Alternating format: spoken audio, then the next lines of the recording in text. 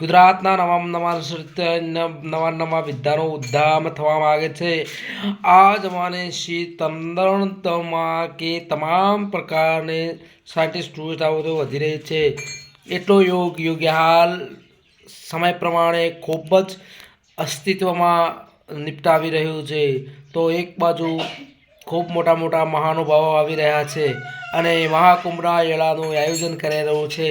યોગી આદિત્યનાથના મુખ્યમંત્રીના પ્રદેશના તેમના કરેલા સહાનુભાવોને તેમને ભગવા રંગના પહેરેલા ત્યાંના મોટા મોટા શ્રદ્ધાળુઓ અત્યારે યોગી આદિત્યનાથના રાષ્ટ્રમાં આવીને પોતાનું મોટા મહાકુંભનું આયોજન કરેલું છે અને એ આયોજનમાં મોટા મોટા નેતાઓ છે અને નાના મોટા માણસો પણ છે, તેઓ બધા આવીને ભાગ લીધેલો છે।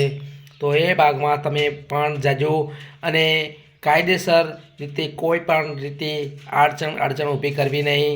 અને જો ખરાબ બાવા આવી ગયા હોય અને જો કોઈ એવું લાગે કે આ બાવો છે ને ઢોંગી બાવા છે તો કોઈનું અપમાનિત કરવું નહીં। 2-5 રૂપિયા કમાવા આવ્યો તો તેને પણ કમાવા દેવા।